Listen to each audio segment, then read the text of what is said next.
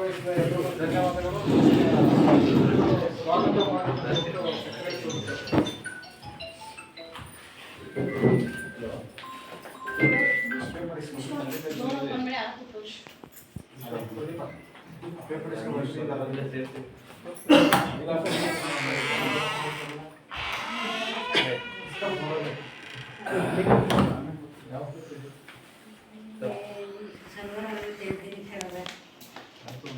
ಎಲ್ಲರಿಗೂ ನಮಸ್ಕಾರ. ಈ ದಿನ ನಮ್ಮ ನಾಗವಾಲ ಗ್ರಾಮ ಪಂಚಾಯತಿಯ ಸಾಮಾನ್ಯ ಸಭೆಯನ್ನು ಕರೆದಿದ್ದು, ಈ ಸಭೆಗೆ ಗ್ರಾಮ ಪಂಚಾಯತಿ ಅಧ್ಯಕ್ಷರಾದ ಶ್ರೀಮತಿ ಕಾಮಾಕ್ಷಮ್ಮನವರು ಅಧ್ಯಕ್ಷತೆ ವಹಿಸಿಕೊಂಡು ಸಭೆಯನ್ನು ಯಶಸ್ವಿಯಾಗಿ ನಡೆಸಿಕೊಡಬೇಕು ಅಂತ ಹೇಳ್ತಾ ಅವರಿಗೆ ಸುಸ್ವಾಗತವನ್ನು ಕೊಡ್ತಾರೆ.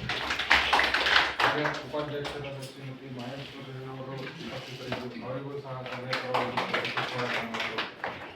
ಹಾಗೆ ಗೌರವಾನ್ವಿತ ಸದಸ್ಯರು ತಾವೆಲ್ಲರೂ ಆಗಮಿಸಿದ್ರ ತಮ್ಮೆಲ್ಲರಿಗೂ ಸಹ ಸಭೆಯ ಪರವಾಗಿ ಸುಸ್ವಾಗತವನ್ನು ಕೊಡ್ತಾ ಇದ್ದಾರೆ.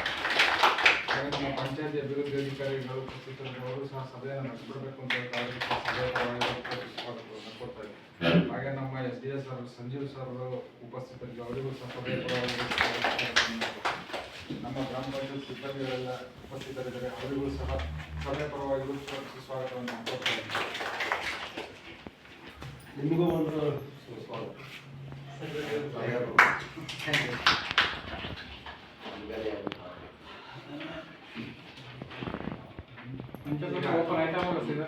ಓಪನ್ ಆಯ್ತದೆ.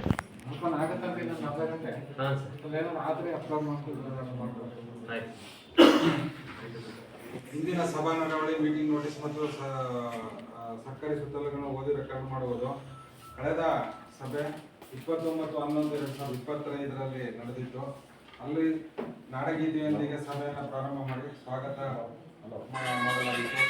ಅಲ್ಲೂ ಸಹ ಇಂದಿನ ಸಭೆಯ ನಡವಳಿ ಮೀಟಿಂಗ್ ನೋಟಿಸ್ ಮತ್ತು ಸರ್ಕಾರಿ ಸುತ್ತೋಲೆಗಳನ್ನು ಓದಿ ರೆಕಾರ್ಡ್ ಮಾಡುವುದು, ಜಮಾ ಖರ್ಚು ಮಂಡನೆ ಬಗ್ಗೆ, ಈ ಸ್ವತ್ತು ಮತ್ತು ಹಕ್ಕು ಬದಲಾವಣೆ ಅರ್ಜಿಗಳ ಬಗ್ಗೆ, KEB ನಿರಾಕ್ಷೇಪಣಾ ಪತ್ರ ಮತ್ತು ವಿವಿಧ ಲೈಸೆನ್ಸ್ ಮತ್ತು ಸಾರ್ವಜನಿಕರಿಂದ ಬಂದಂತಹ ಅರ್ಜಿಗಳ ಬಗ್ಗೆ ಓದಿ ತಿಳಿಸಲಾಗಿತ್ತು.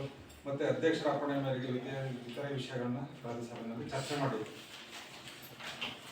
ಮೀಟಿಂಗ್ ಅಲ್ಲಿ ನಾವು ಇಟ್ಟವೆಲ್ಲ ಒಪ್ಕೋಬೇಕಂತಿಲ್ಲ. ಮೀಟಿಂಗ್ ಅಲ್ಲಿ ಯಾವ್ದಾದ್ರು ಅಬ್ಜೆಕ್ಷನ್ ಇದ್ರೆ ನಿಮಗೆ ರೀಸನ್ ಹೇಳ್ಬೇಕು. ಸುಮ್ಮನೆ ಬರೀ ಬಾಯಿ ಸುಮ್ಮನೆ ಪೆಂಡಿಂಗ್ ಇಟ್ಬಿಟ್ಟು ಇಂಟ್ರೆಸ್ಟ್ ನಾವು ಬರೀಬೇಕಂತ ಯಾರು ಹೇಳಿದ್ರು ಏನು ಹೇಳಿದ್ರು ಏನು ಕ್ವಶನ್ ಅಂತ ನಾವು ಇಟ್ಟವೆಲ್ಲ ಅಪ್ಲೋಡ್ ಮಾಡ್ಬೇಕಂತ ಏನಿಲ್ಲ. ಮೀಟಿಂಗ್ ಅಲ್ಲಿ ಫುಲ್ ಅಧಿಕಾರ ಇರುತ್ತೆ.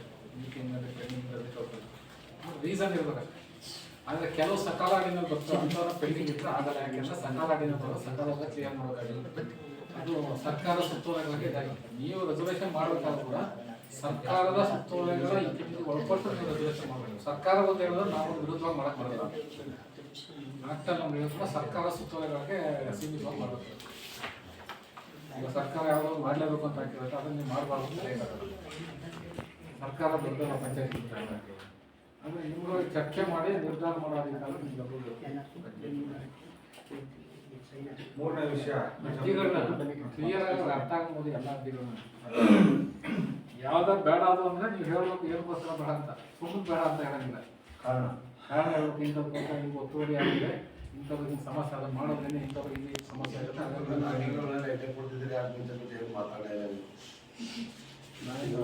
ಇಲ್ಲ ಬಂದಾಗ ಏನು ಹೇಳಿದಿಲ್ಲ ಅಂತ ಕೇಳಿಸ್ಕೊಂಡೇವೆ ಅಷ್ಟೇ. ಹೇಳಿದಿಲ್ಲ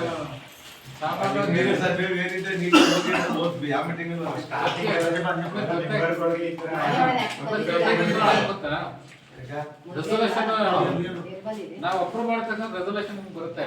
ಅದು ಪ್ರತಿಯೊಂದನ್ನು ಬರ್ದಿರ್ತದೆ. ನೀವು ಓದಿ ರೆಸಲ್ಯೂಷನ್ ತೆಗೆದು ಎಲ್ಲ ರೆಸಲ್ಯೂಷನ್ ಇರುತ್ತೆ. ಹಿಂದೆ ಏನಾಗ್ತಿದ್ರು ರೆಸಲ್ಯೂಷನ್ ಖಾಲಿ ಕೊಟ್ಬಿಟ್ಟಿದ್ರು, ಆಮೇಲೆ ಬರ್ಕೊತಿದ್ರು ಕೆಲವು ಕಡೆ ಆ ಥರ. ಈಗ ಏನಾಗುತ್ತೆ, ಅಪ್ರೂವ್ ಮಾಡಿದ್ರೆ ಮೀಟಿಂಗ್ ಮುಗಿದಂಗೆ ರೆಸಲ್ಯೂಷನ್ ಮೊಬೈಲ್ ಬರುತ್ತೆ ಮೆಸೇಜ್. ಅಲ್ಲಿ ಎಲ್ಲ ಬರಬೇಕು. ಒಂದು ಅರ್ಥನೂ ಬರೋದು.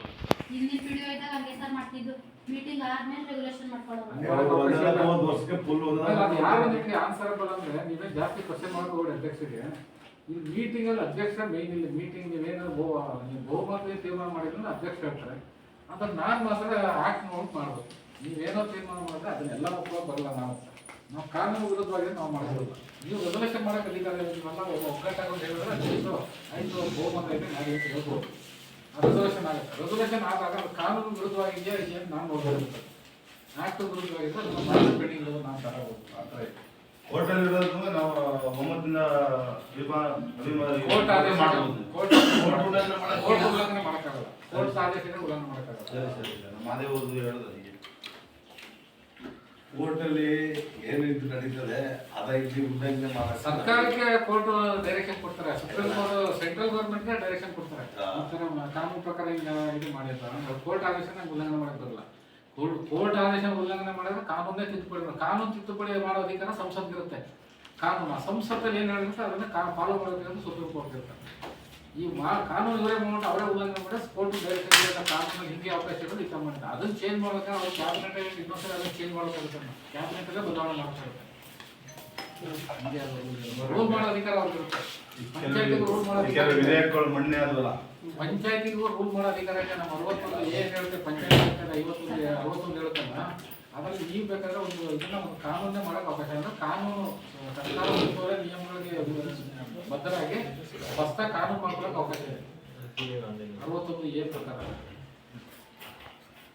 ಮೂರನೇ ವಿಷಯ ಜಮಾ ಖರ್ಚು ಮಟನೆ ಬಗ್ಗೆ ದಿನಾಂಕ 29/11/2025ರಿಂದ 20/12/2025 ಗ್ರಾಮ ಪಂಚಾಯತಿಯಲ್ಲಿ ಆಗಿರೋ ಜಮಾ ಖರ್ಚಿನ ನಮ್ಮಲ್ಲಿ ಪ್ರಾರಂಭಿಕ ಸುತ್ತೋಲೆ ಎಷ್ಟು ಕೊಟ್ಟರು ಅಂತಂದರೆ 6,41,300 ರೂಪಾಯಿ ಇತ್ತು. ಜನ ಅಂದರೆ 7,02,340 ರೂಪಾಯಿ ಹೋಗಿ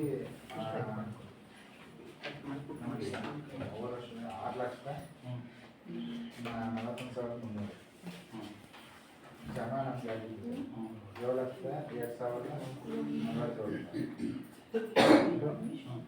13,43,640 ಅದರಲ್ಲಿ ಖರ್ಚಾಗಿರೋದು 8,40,000